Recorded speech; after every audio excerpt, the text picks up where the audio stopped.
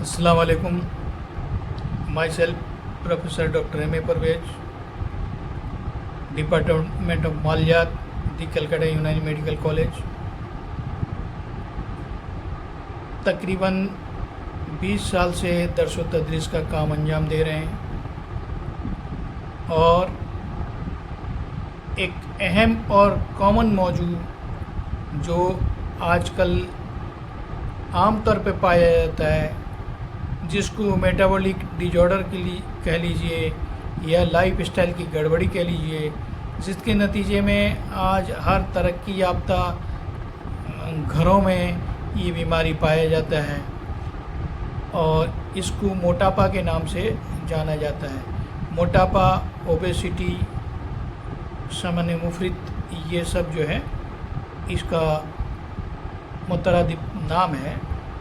ये जो मैं वीडियो बना रहा हूँ ये कंप्लीट टीचिंग और ट्रेनिंग पर्पस से साइंटिफिक वीडियो है और उम्मीद है कि कॉमन आम पब्लिक को भी इससे बहुत फ़ायदा होगा और जो ज़ेर तालीम है स्टूडेंट्स तलबा, उनको भी बहुत ये वीडियो जो है नॉलेज फराहम करेगा।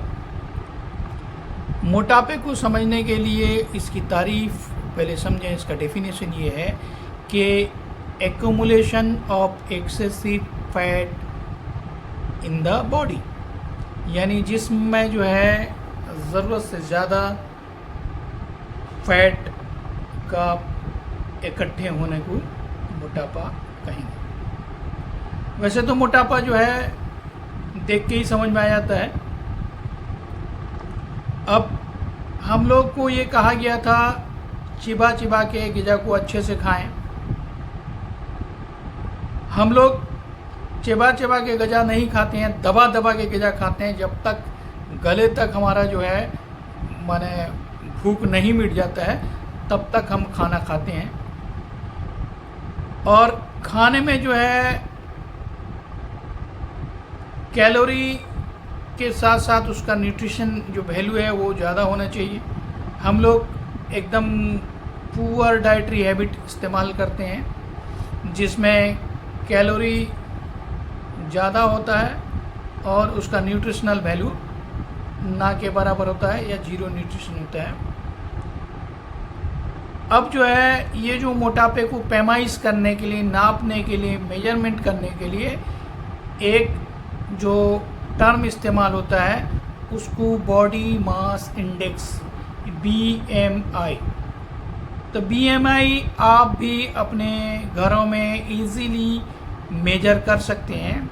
BMI मेजर करने के लिए एक वेइंग मशीन यानी वज़न करने वाला मशीन चाहिए जिसमें वेट इन केजी यानी कितना किलोग्राम आपका वेट है उसको डिवाइडेड कीजिएगा एक इंची टेप लेके, जिसमें हाइट नापिएगा।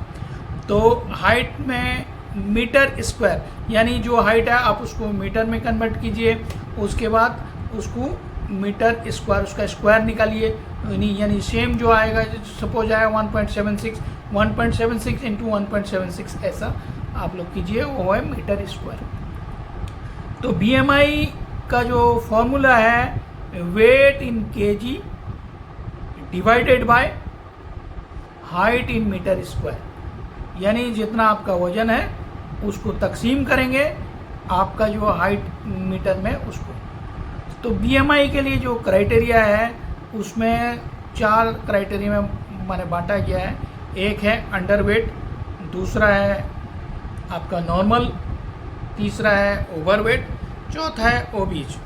तो जो है अंडरवेट जो है अगर BMI 18.5 kg पर मीटर स्क्वायर, यानी BMI का जो यूनिट है kg पर मीटर स्क्वायर, अगर आपका 18.5 kg पर मीटर स्क्वायर यानी BMI अगर 18.5 से नीचे है तो वो बंदा अंडरवेट है। उसी तरह अगर 18.5 से लेके 24.9 तक अगर किसी का BMI है तो वो नॉर्मल वेट है, जिसका एकदम तबई वजन है। वहीं फिर 25 से लेके आपका 29.9 तक अगर है तो वो बंदा ओवरवेट है। वहीं पे अगर किसी का 30 से ऊपर BMI है तो वो बंदा जो है ओबीज कहलाएगा, वो बंदा ओबीज कहलाएगा। तो उसके लिए फिर जो है ओबेसिटी का कैटेगरी 1, कैटेगरी 2, कैटेगरी 3 WHO के गाइडलाइन के तहत बनाया गया है। WHO means world health organisation. उसके गाइडलाइन के तहत अगर किसी का 30 से लेके 34.9 तक है तो वो ओबेसिटी के दर्जे अव्वल यानी कैटेगरी 1 में आएगा, वो कैटेगरी 1 में आएगा। वहीं अगर 35 से लेके 39.9 तक आया तो वो आपका ओबेसिटी कैटेगरी 2 में आएगा। 40 से अगर ऊपर है तो सीवियर ओबेसिटी यानी वो ओबेसिटी 3 कैटेगरी 3 यानी तीसरे दर्जे में आएगा। अब ये जो है आपका BMI से रिलेटेड WHO का गाइडलाइन बताया। ओबेसिटी कब कहेंगे, जैसे excessive accumulation of fat in the abdomen और बॉडी के किसी भी हिस्से में हो गया उसको ओबेसिटी कहेंगे। वहीं पे इसका ये है कि ये एक ऐसे रिजल्ट होता है जो हम लोग कैलोरी लेते हैं उसमें इम्बैलेंस होता है, यानी जो कैलोरी हम लोग इंटेक किए थ्रू फूड्स और जो हमारा एनर्जी एक्सपेंडिचर है इसमें अगर इम्बैलेंस होगा, नुमाया तौर पे इम्बैलेंस होगा तो इसको ओबेसिटी कहलाएगा। अब ओबेसिटी के सबसे पहले हम लोग कॉजेज़ बताएंगे, इसके वजूहात यानी इसके असबाब। इसका इटियोलॉजी ये है कि तिब्बी नुकात से अगर बॉडी में खिलते बलगम का इकट्ठा हो जाएगा, यानी खिलते बलगम अगर गालिब होगा तो उसके नतीजे में क्या होगा, मेटाबॉलिज्म यानी इस्तेहाला स्लो हो जाएगा और जो है फैट इकट्ठे होगा। यानी बलगम के नतीजे में क्या होगा, इस्तेहाला यानी मेटाबॉलिज्म स्लो होगा और फैट बॉडी में जमा होगा।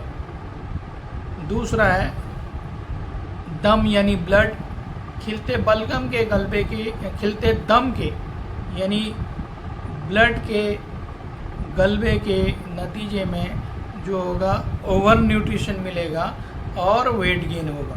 ये दो मैकेनिज्म तिब्बी नुकात से है। और दूसरा जो है वो ये है कि जो है इसके वजूहात में से एक है डाइटरी फैक्टर्स, यानी हम लोग जो खान पान खाते हैं उसमें उसका नुक्स ये है कि excessive intake of cold and moist, यानी कोल्ड मैंने ठंडा, मॉइस्ट मैंने तर यानी सर तर ग़िज़ाओं का इस्तेमाल करना, जिसका मिसाल ये है कि आपका जो है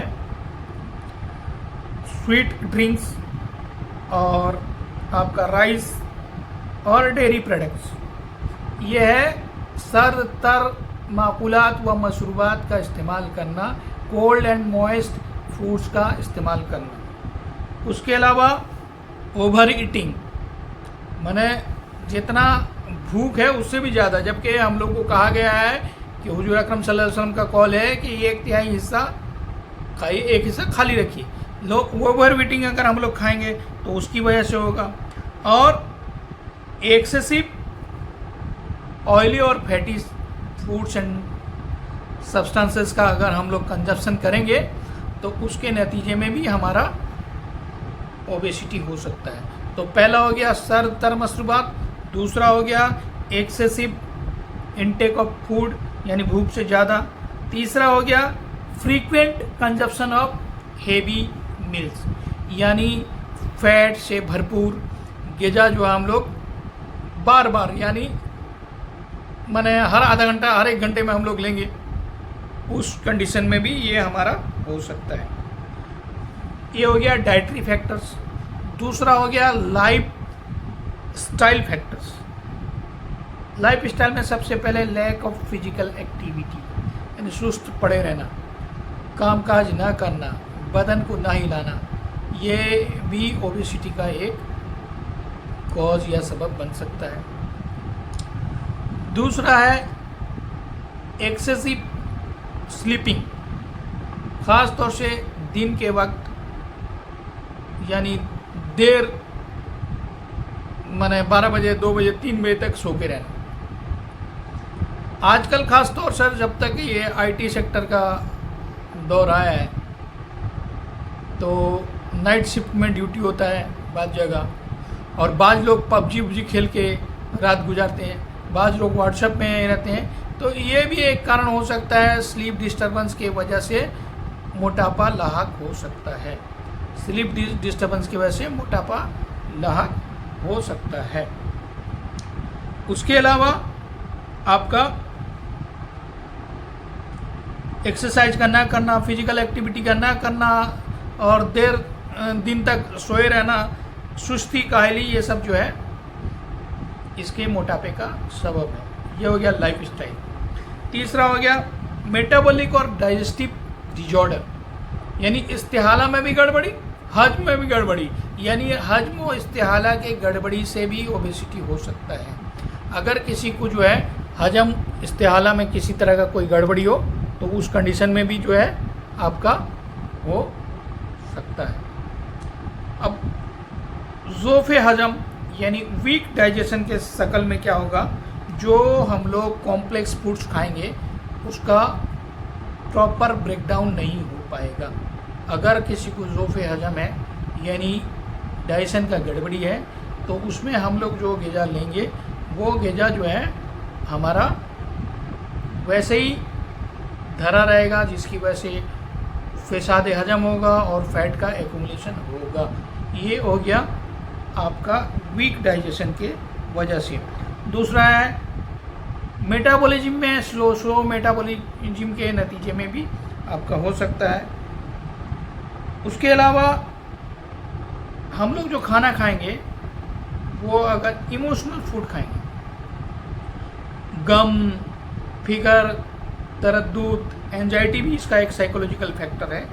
और एक सोशियो इकोनॉमिकल कंडीशन, जिस तरह बहुत सारा फाइनेंशियल डेफिसिट या जो क्वालिटी फूड हम लोग अब माने है उसके लिए पैसा नहीं है प्रोवाइड करने का, ये भी एक तरह का यानी socio economical factor, psychological factor भी जो है आपका मोटापे का सबब बनता है।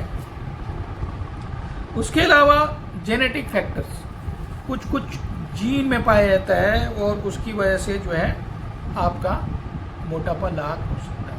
तो जेनेटिक फैक्टर भी एक रोल प्ले करता है। कुछ कोमॉर्बिड फैक्टर या हेल्थ कंडीशन या मेडिकल कंडीशन या मेटाबॉलिक कंडीशन जो भी कह लीजिए, उसके नतीजे में भी जो है मोटापा लाहक हो सकता है। मिसाल के तौर पर हाइपोथायराइडिज्म, डायबिटीज मेलाइटस, PCOS या PCOD, पॉलीसिस्टिक ओवरियन डिजीज और polycystic ovarian syndrome, Cushing syndrome, और किसी कंडीशन में जो है ये जो कोमॉर्बिड फैक्टर है वो ओबेसिटी की वजह से होता है, कभी कभी उसकी वजह से भी ओबेसिटी होता है। इंसुलिन रेजिस्टेंस आजकल बहुत कॉमनली पाया गया है, वो भी इसका एक सबब बन सकता है। वहीं कुछ अद्विया, कुछ ड्रग्स, उसके वजह से भी आपका ओबेसिटी हो सकता है। जिस तरह एंटी साइकोटिक ड्रग्स, स्टेरॉयड, उसके बाद में आपका कुछ दवा जो है एंजाइटी डिप्रेशन को दूर करने के लिए इस्तेमाल किया जाता है, ये भी जो है आपका मोटापे का सबब बन सकते हैं। उसके अलावा एक केमिकल पाया जाता है, वो केमिकल हमारे इर्द गिर्द माहौल में दस्तयाब है, उसको ओबेसिटोजेन बोलते हैं। यानी वो केमिकल जो है हमारे खान पान, हमारे अशिया जो हम लोग इस्तेमाल करते हैं, और जो आपका खेत खलिहान में जो पेस्टिसाइड इस्तेमाल होता है, हम लोग जो एडिटिव शुगर इस्तेमाल करते हैं, ये सब्सटेंसेस जो है ओबेसिटी पैदा करता है। ये केमिकल जो है ये डिसरप्ट करता है, यानी ब्रेक करता है एंडोक्राइन को। तो इसीलिए ओबेसिटोजेंस को जो है एंडोक्राइन डिसरप्टिंग केमिकल्स के अंडर शामिल किया गया है। ये ओबेसिटोजेन के ऊपर एक कंप्लीट इंशाल्लाह वीडियो बनाएंगे इसके बाद, जो ओबेसिटी के होने में मददगार या माविन होता है। और ये एक इंटरेस्टिंग चैप्टर है और आजकल हम लोग इसको जो है बहुत ज़्यादा मिक़दार में इसके आदी हो गए हैं, इसको इस्तेमाल करते हैं। तो नेक्स्ट चैप्टर जो रहेगा वो ओबेसिटोजेन पे ही रहेगा। अभी जो हम बता रहे हैं वो ओबेसिटी पे बता रहे हैं। अभी तक जो है ओबेसिटी के तारीफ, BMI, ओबेसिटी के वजूहात यानी असबाब वो बताए। अब जब यहाँ असबाब वजूहात बताया जाता है, वहाँ पे एक मेन फिर आ जाता है कि उसके अलामात, उसके निशानात यानी साइंस सिम्टम्स ऑफ ओबेसिटी बताना बहुत ज़रूरी है। वैसे मैं बताया कि ज़ाहिरी तौर पे ओबेसिटी है या नहीं है इसका पता चल जाता है। आप घरों में वेइंग मशीन और मेजरमेंट जो टेप आता है उसके ज़रिए आप अपना BMI निकाल सकते हैं। उसका कैटेगरी भी बताया। अब जो है आपके इसके अलामात में जो है फिजिकल सिम्टम्स में आएगा बॉडी में एक्सेसिव फैट का जमा होना, और जो है ख़ास तौर से एब्डोमेन। देखिए पेट अगर कहेंगे तो खाली स्टोमक आएगा, एब्डोमेन कहेंगे तो पूरा जो है विसरस, उसमें आपका सारा चीज़ आ जाएगा। तो एनाटॉमिकली तौर पे जो है जिसे एब्डोमेन बोलते हैं वो मैंने बताया। फैट का जमा होना। दूसरा हो गया सांस में दिक्कत। अगर कोई आदमी मोटा है तो वो अगर थोड़ी देर चलेगा या थोड़ा फिजिकल एक्टिविटी करेगा तो उसकी वजह से ब्रेथलेसनेस, सांस में दुश्वारी आएगी। और बनिस्बत नॉर्मल नॉन ओबीज के वो अगर कोई काम काज करेगा तो उसको एक्सेसिव पसीने आएंगे, एक्सेसिव स्वेटिंग, ये तीसरा अलामत बताया। चौथा जो है वो जो है उसको स्लीप डिसऑर्डर होता है, और अगर सोएगा तो ओबेसिटी की वजह से स्नोरिंग यानी खर्राटे आवाज़ आएगा, अगल बगल वाला भी जाग सकता है। उसके अलावा वेट, बॉडी में वेट ज़्यादा होने की वजह से जॉइंट में पेन भी हो सकता है और बैक एक भी हो सकता है, ये भी हो सकता है। और किसी किसी के जो है स्किन में डार्क पैच होते हैं, ये ख़ास तौर से गर्दन में और यहाँ पे, उसको बोलते हैं एकांथोसिस नाइग्रिकेंस, यानी ये ओबेसिटी के अलामत हैं गर्दन में, और इसमें काला काला पैचेस होता है। ये अलामत जो थे वो फिजिकल के एतबार से बताएं। अब मेटाबॉलिक एंड हेल्थ से रिलेटेड जो है सिम्टम्स में हाई ब्लड प्रेशर हो सकता है ओबेसिटी की वजह से, हाइपर लिपिडेमिया भी हो सकता है, ब्लड शुगर का लेवल भी बढ़ सकता है, और फैटी लीवर भी होने के इम्कानात बहुत ज़्यादा रहते हैं। फैटी लीवर को अगर नहीं रोकेगा तो फिर वो आगे चल के, और फैटी लीवर पहले एक कॉन्सेप्ट था कि फैटी लीवर अल्कोहलिक था, लेकिन अभी जो है हम लोग का जो प्रोसेस फूड और एक्सेसिव ऑयली फैटी फूड्स की वजह से non alcoholic fatty liver disease भी बहुत कॉमनली पाया जाने लगा है। फैटी लीवर होगा तो आगे चल के जो है वो सिरोसिस वगैरह में कन्वर्ट हो गए, और मुमकिन है कि उसकी वजह से कार्सिनोमा भी हो सकता है।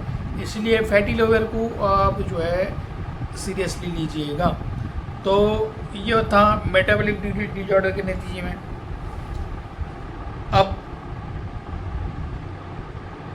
साइकोटिक या साइकोलॉजिकल सिम्टम्स में खुद एतमादी खो देगा, यानी लो स्टीम, एंजाइटी, डिप्रेशन में रहेगा, और समाज से बहुत ज़्यादा मोटे हो गए हैं तो समाज में जाएंगे तो लोग क्या सोचेंगे, सोशल आइसोलेशन यानी समाज से अलग करेगा। ये था उसका सिम्टम्स। अब इसको जानने के लिए इन्वेस्टिगेशन यानी इन्वेस्टिगेशन कैसे क्या क्या करेंगे। इन्वेस्टिगेशन में सबसे पहले जो है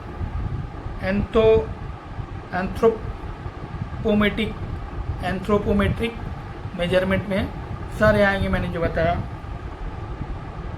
जिस तरह BMI, मैं उसका फॉर्मूला भी बता दिया हूँ।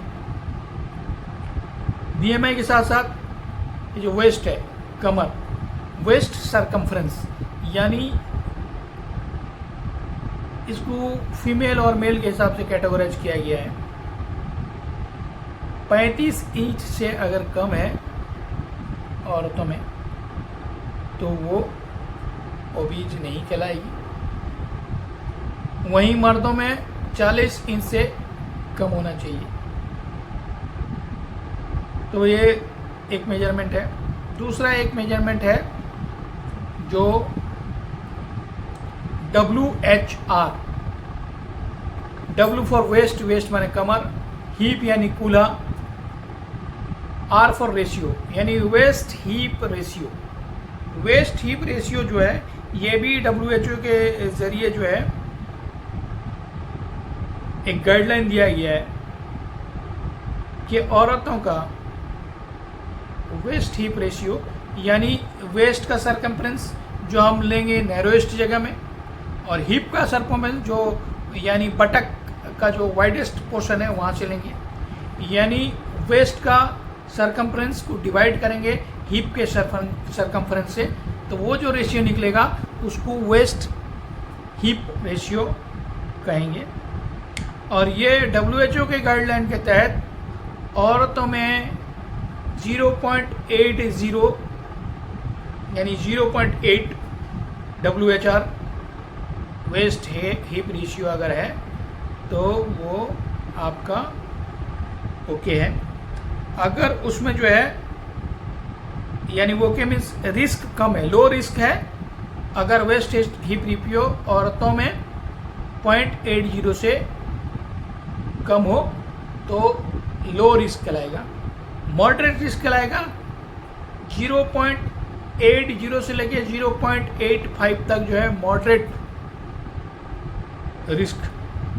वहीं 0.85 से अगर ज़्यादा हो तो हाई रिस्क। ये था guideline given by WHO, world health organisation. वहीं मर्दों में वेस्ट हिप रेशियो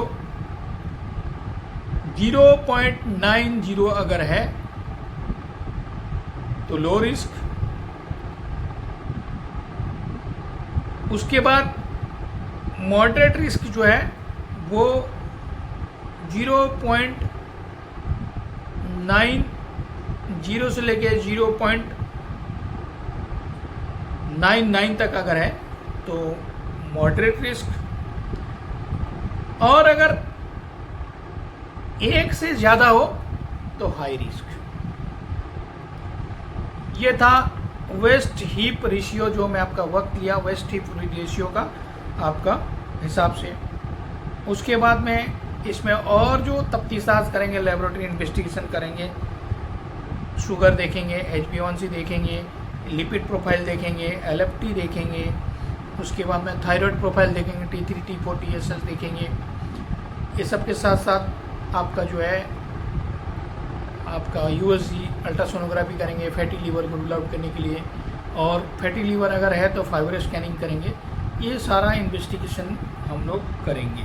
अगर फैटी लीवर है तो फिर उसको हम लोग उसका ट्रीटमेंट करेंगे। हार्मोनल ऐसे करेंगे जो हम लोग जो है कॉर्टिसोल देखेंगे, कुशिंग सिंड्रोम डिजीज़ के लिए उसको हम लोग देखेंगे। अब डाइट फॉर ओबेसिटी मैनेजमेंट में हम लोग क्या क्या डाइट जो है उसको अलाउ करेंगे, क्या क्या डाइट जो है अवॉइड करेंगे। जनरल में जो है हम लोग कैलोरी कम करवाएंगे, कैलोरी डिफिसिट, उतना कैलोरी लेने की इजाज़त नहीं देंगे जितना उसका कैलोरी ना बर्न होता हो, यानी इनपुट और आउटपुट दोनों को बैलेंस रखेंगे। दूसरा जो है बैलेंस डाइट लेंगे और होल ग्रेन्स हम लोग खाने का कोशिश करेंगे, जो व्हीट और जो भी है होल ग्रेन्स लेंगे। तीसरा जो है अनप्रोसेस्ड फूड्स को जो है इस्तेमाल करेंगे। चौथा जो है जो हम लोग मील लेंगे, हर 4-5 घंटे में थोड़ा थोड़ा मिकदार में मील लेंगे। और इसके लिए जो रिकमेंडेड फूड्स है, यानी जो खाया जा सकता है, उसमें जो है हाई फाइबर डाइट, जिसमें वेजिटेबल, होल ग्रेन्स, लेग्यूम्स वगैरह वगैरह। लीन प्रोटीन लेंगे जिसमें फिश और एग्स और टोफू और चिकन ब्रॉयलर अवॉइड करके जो है देसी मिलेगा।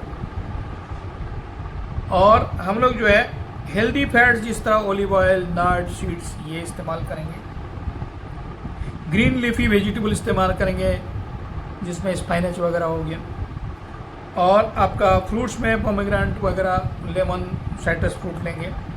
उसके बाद हर्बल टी लेंगे। स्पाइस में ब्लैक पेपर वगैरह वगैरह, वो भी जो है फैट को रिडक्शन करता है। क्यूमिन्स एंड दालचीनी, ये सब जो है इस्तेमाल करेंगे। उसके बाद लो कार्बोहाइड्रेट, लो फैट डाइट लेंगे और पानी 8 से 10 गिलास तक पिएंगे। और फूड में जो अवॉइड करेंगे, प्रोसेस्ड फूड, फास्ट फूड एकदम कतई लेंगे नहीं। Sugary drinks, additive sugar, soda और कार्बोनेटेड ड्रिंक्स, ये जो है हम लोग नहीं लेंगे। रिफाइंड कार्बोहाइड्रेट बिल्कुल भी नहीं लेंगे। वाइट ब्रेड और पास्ता वगैरह नहीं लेंगे। और डीप फ्राइड फ्रूट्स को भी अवॉइड करेंगे, जो एक्सेसिव एल्कोहल और एक्सेसिव कैफीन यानी चाय वगैरह इस्तेमाल कम करेंगे। और हम लोग जो है एक्सरसाइज करेंगे, रेगुलर एक्सरसाइज, और डाइटरी चेंजेस करेंगे। जो ईटिंग हैबिट है उसको हम लोग ठीक ठाक करेंगे।